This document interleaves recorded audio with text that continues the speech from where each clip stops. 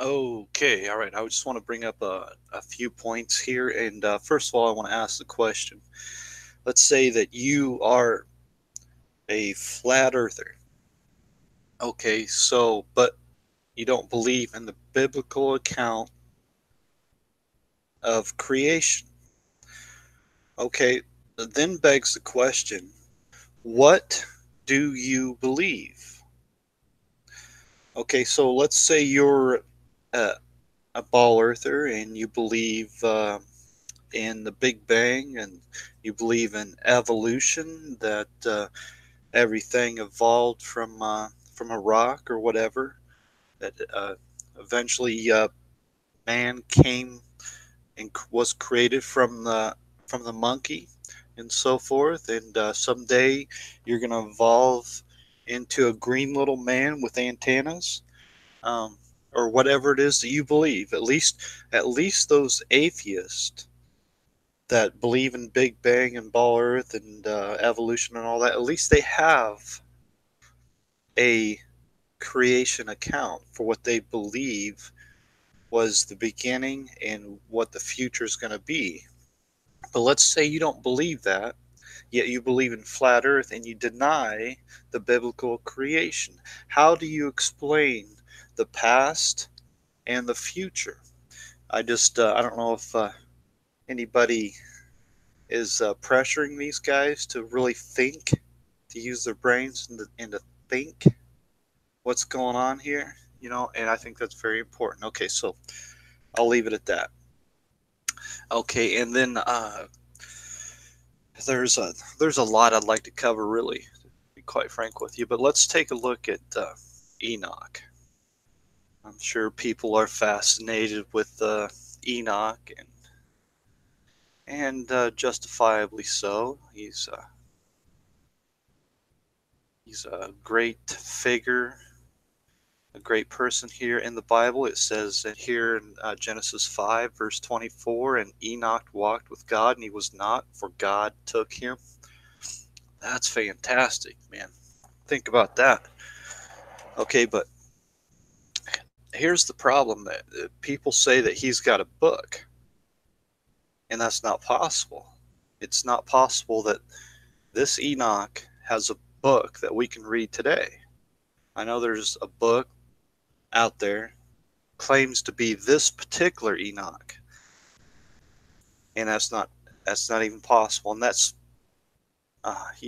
this goes back to Jesus uh, saying, take heed that no man deceive you, and so on and so forth. That in the last days, there's going to be all kinds of deceivers, and for seducers, evil men, excuse me, evil men and seducers shall wax worse and worse, deceiving and being deceived. And again, Jesus saying, take heed that no man deceive you. We're being warned over and over and over. Don't let nobody deceive you. So let me show you very clearly, so you can see it for yourself, that this is not possible for Enoch to have a book. Excuse me. Okay. So in before the flood, before the great flood of Noah's time, the whole earth was of one language and of one speech. And this was so even after the flood. And this is what brought us to the Tower of Babel. Okay, so the whole earth being of one language before the flood, and everything being destroyed in the flood. Um, I'm not sure what the key word is here. Uh, Everything was destroyed before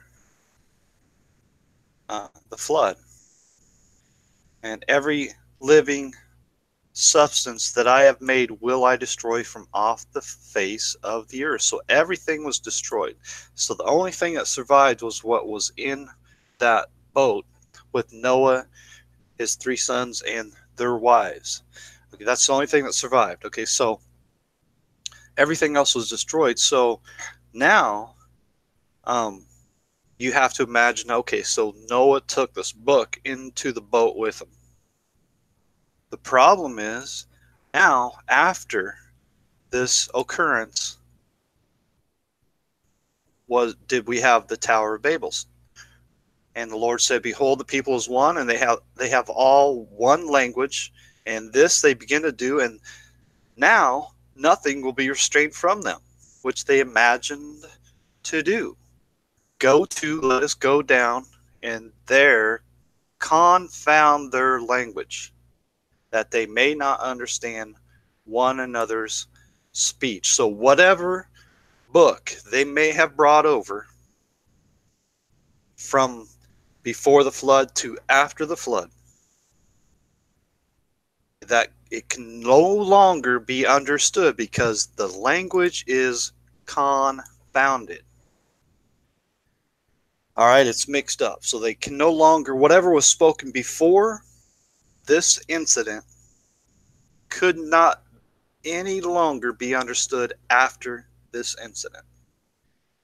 Okay, so that's as clear as all can be, that this language was confounded, was mixed up, and now we have a variety of language. And a big mistake people imagine is that there was one language that carried over.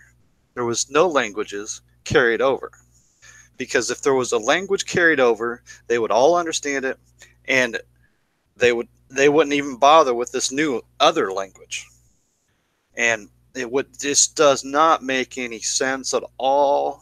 And in fact, it goes against what uh, even Isaiah says, that in the day of resurrection, when we are all resurrected, we will have a pure language, and we'll all call upon the name of the Lord to serve him with one consent. So whatever languages are being spoken today, whatever languages were spoken before the flood and since the flood, all those languages are going to be done away with, and we're going to have a pure language. Okay, so you you you're making a big mistake by holding on to these languages, uh, and because there is no God's language.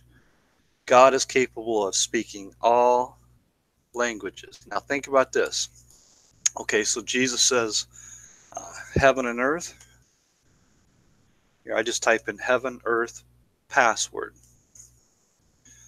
Okay, and Jesus says, heaven and earth shall pass away, but my words shall not pass away.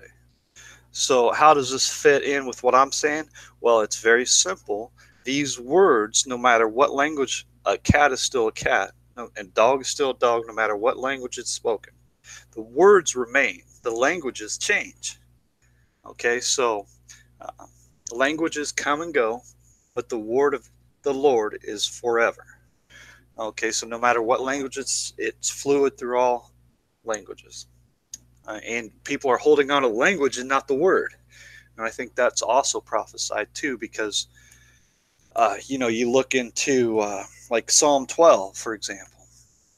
Um, that people think, even today, back then, it's not a new thing for sure.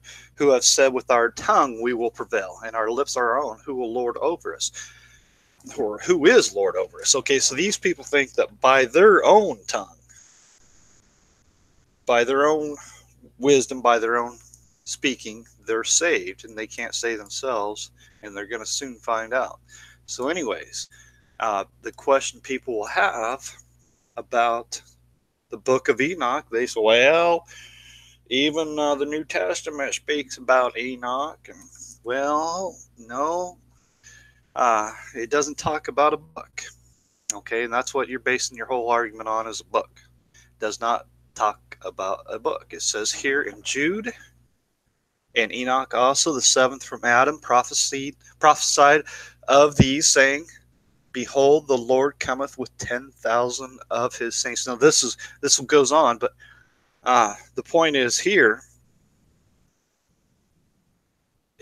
he taught, and Enoch also taught. This is definitely the same Enoch that we read about here in Genesis 5. Um, but this is talking about he taught. So whatever he taught before the flood was carried over. This teaching was carried over after the flood and after the Tower of Babel incident. Now, think about this. Okay, so all the world spoke one language before the flood and before the Tower of Babel incident. Okay, so let's do better than this. Okay, let me show you something. Uh, let me think about this. I got to think about the key word here. The key word. And Adam said, "This is now bone of my bones and flesh of my flesh. She shall be called woman because she was taken out of man." Okay, those words that Adam spoke was not spoken. Those, how do I say that? That language that Adam used was not uh, spoken after, or let me say this way: the language that he used was not used after the Tower of Babel. Okay, and so the book of Moses is after the Tower of Babel. So how did Moses know to write these words? And it's clear. I mean, if you read the Bible, that God gave Moses these words to write down. Okay, so this was a different language when Adam spoke it from what Moses wrote down. Okay, so this is another example of languages being uh, translucent, or whatever that word is, that they go from one language to another language and so on and so forth. The words are always there, but the languages change. Okay, so that's another example of right there, because this couldn't have been written down. There's no way that they could write this down in one language and then that language be confounded, and then after that language is confounded, then they're copying it to a new language. There's no way for them to know what that old language was, because God confounded that language. The same thing with the book of Enoch. It cannot be from the Enoch before the flood. So therefore, it's a fraud. And you guys are all being deceived, and you're making out of it what you want, and you're skipping over the parts that you don't want to see. Okay, and this all goes, again, straight into the Bible. You want to know the truth, what's the Bible say? Okay, I mean, you're looking at all these books, non-biblical books, for the truth. Meanwhile, the truth is always right here in the Bible. For the time will come when they will not endure sound doctrine, but after their own lust shall they heap to themselves teachers having itching ears. All right, think about it.